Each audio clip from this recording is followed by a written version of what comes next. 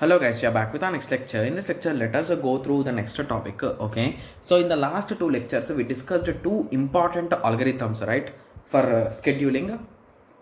Okay, so in this lecture, we'll be discussing a priority based scheduling, guys. Okay, so as every time, I'm not going to explain that much theory, so we'll be directly diving into the problem, guys. Okay, so again, this problem also we are going to solve in both the methods, guys, with preemption and without preemption. Okay, so there are a total of six processes: P0, P1, P2, P3, P4, and P5. Okay, so they are saying arrival time of a P node is a 1, 2, 3, sorry, 1, 2, 2. Okay, so there are two items with the same arrival times, 3, 3, 4 burst time. Guys, remember, any time when there is a clash in between any algorithm, always we use FIFO, sorry, first in, first out to remove that issue, guys. Okay, priority 4, 5, 7, 8. So they gave H in bracket for 8, 5 and 6. Guys, mostly these questions are directly PYQPs, guys. So always concentrate and solve with care, guys. Okay, so turnaround time, wait time. Okay, yes, so let us start. I have just to note down the values. So let us start. So first, in which way shall we start, guys? So let us start in non-preemptive, right? Yes. Okay, okay, so at the first second, who is inside, guys? So basically H here indicates this is a high priority, guys. So high priority means if this guy comes, rest all will be kept aside and this guy will be executed. So that much high importance he is there. So basically as the numbers increase, the priority will increase. So that is the logic here, right? Yes. So at the first second, how many people are inside, guys? So at the 0th second, no one came. So again, until 1 second, it's empty, right? Yes. Okay, so moving on. Okay, so moving on, P naught. Okay, yes, so just give me a second, my bad. Okay, so P naught at 1, okay, at 1 millisecond, so at 1 second only one guy came, so his priority is 4. So when there is only a single guy, what you will check, guys? So you will give directly chance for him. So P naught will execute up to 5 milliseconds, right? Yes. So the funny part here is once you hit 5 milliseconds, rest everyone came into the list, right? Yes. So now who is having the highest priority? This 8 guy. So P3 will execute. Okay. So P0 is done. Now 8 guy, that is P3. So he will take 5 units of time. So by 10 he is done. So now the next highest is a 7. So that 7 you will give a chance. So he will take 7 units of time. Sorry, 3 units of time. So by 13 he will be done. So after that we are having a P5. He will take 4 units of time. By 17 he will be done. Okay. Okay, so P5. Okay, so after that we are having whom we are having, guys? We are having a P1. Okay, so my bad. So here the burst time is a 2 units, guys. So means he will come up to 15. I was checking that only. Why did I write in my book as 15? Okay, yes. So P1 will be for 4 seconds. So he will be done by, okay,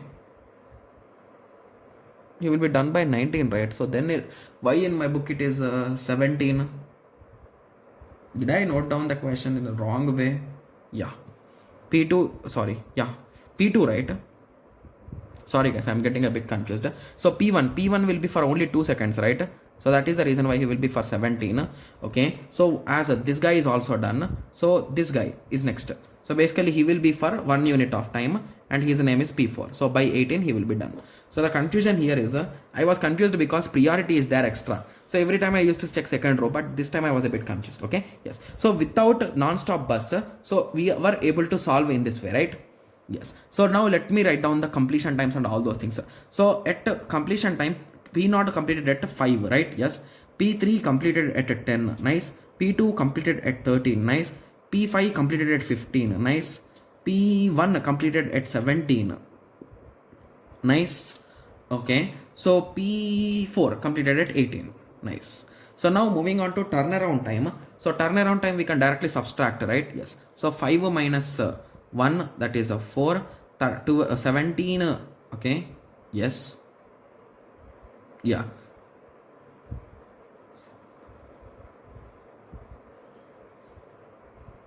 Okay. So 17 minus 2.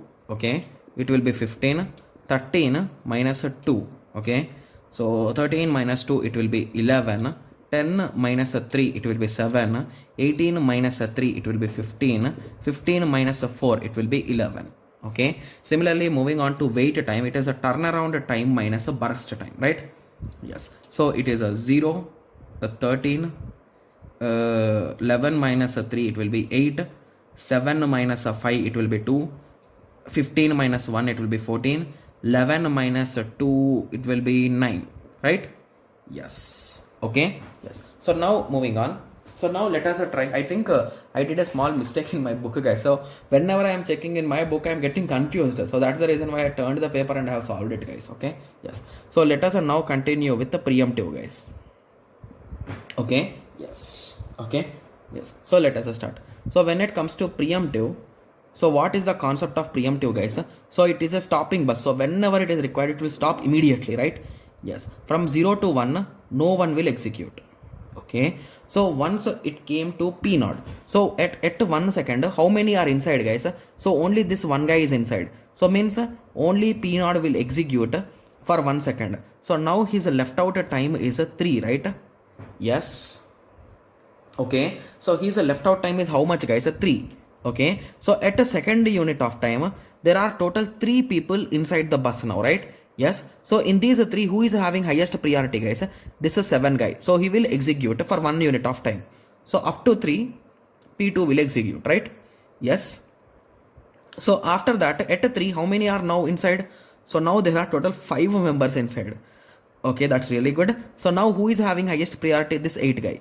So among total also, this 8 guy is only having highest priority. So even though if new people come, is there any issue, guys? Do we need to swap them? No.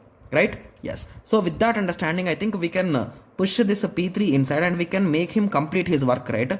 From 3 to 8, he will complete his work completely. So now the time is 8 and everyone is inside the list now. So again in the same priority order. So this is done. Okay, so P2 has also done 1 unit of time, so he's left out with 2 units of time, right? Yes.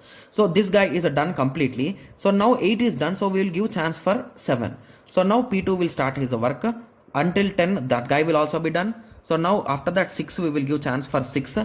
Okay. So now P5 will take the role. So his burst time is 2. So he will be done by 12. Okay. Similarly, after 6 we are having a 5. So P1 will take the charge. He will take for 2 units of time. So by 14 he will be done. So after that we are having this guy 5. So I am always taking this guy 5 first because both of them are having the same priority. But this guy came first, right? So at 2 seconds he came. At 3 seconds this guy came. So I am using a FIFO to break that tie. Okay, I am giving this guy first chance, then this guy, right? Yes. So P1 is done. So now moving on to P4. So he needs only 1 unit of time. After that P0, he needs 3 units of time. So this is the result, right? Yes. So what is the completion time? So let us come in the reverse order. So P0 completed at 18. Oh my god. So I think it's really crazy, right? So P0 came first and it completed at the last, guys. Okay, so that's a bit funny, right? Yes. So P4 completed at 15.